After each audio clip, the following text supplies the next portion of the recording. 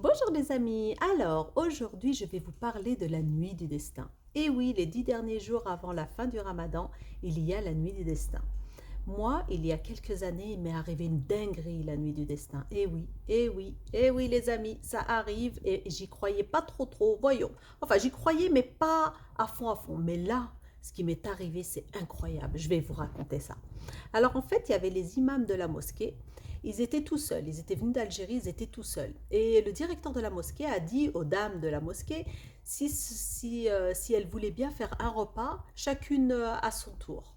Donc moi, j'ai dit, ok, mettez-moi sur la liste. Du coup, j'ai fait plein de plats. J'ai fait des briques, j'ai fait la chorba, j'ai fait du tagine, j'ai fait un plat en sauce, j'ai fait plein de choses. J'ai fait une citronnade, j'ai fait un tiramisu, j'ai fait plein de gâteaux arabes, j'ai fait plein de choses. J'avais 2 paniers remplis. Et il pleuvait à verse. Du coup, je me suis dit, j'ai dit à mon mari, alors je viens de faire les briques, manger, commencer à manger, parce qu'on avait des invités ce jour-là. Moi, je vais vite fait donner aux imams le repas. La mosquée est à 10 minutes, même pas 5 minutes à pied de chez moi. Du coup, j'ai dit, je vais y aller vite fait, je reviens. Mon mari m'a dit d'accord. Du coup, j'ai pris les 2 paniers, ils étaient lourds et tout, et il pleuvait à verse. Du coup, je me suis dit, comment je vais faire? Je vais porter les paniers, le parapluie, comment je vais faire? Du coup, qu'est-ce que j'ai fait? J'ai dit, allez, c'est pas grave, même si je suis mouillée, c'est pas grave, j'entrerai, je sécherai mes cheveux, c'est pas grave. Allez, j'y vais. J'ai ouvert la porte et je commence à marcher vite, vous voyez, parce qu'il pleuvait. Et d'un coup, je lève la tête et c'était comme dans les dessins animés, vous savez, quand on marche au-dessus de moi. Alors je raconte là, ça me fait quelque chose. Au-dessus de moi, il n'y avait pas de pluie et tout autour de moi, dans un diamètre de 1 mètre, il y avait de la pluie. Oh, j'ai paniqué, j'ai commencé à paniquer, je commençais à marcher de plus en plus vite. Et d'un coup, je me disais, oh mon Dieu, mais qu'est-ce qui se passe et tout. Et d'un coup, je vois une lumière, mais blanche, incroyable. Une lumière, mais d'une luminosité incroyable, comme ça, comme un tunnel. Oh, j'ai eu la peur de ma vie, les amis. Oh, la peur de ma vie. J'ai dit, Ya Rabbi, en arabe, j'ai dit, Ya Rabbi, a'udhu billah min shaitan rajim. Ya Rabbi, protège-moi. Mon Dieu, protège-moi. Loin de moi, le diable, loin de moi. Au secours. J'ai paniqué. Du coup, j'ai même pas pensé à la nuit du destin. Vous voyez, j'ai pensé à rien en fait. J'ai tellement peur. Je marchais.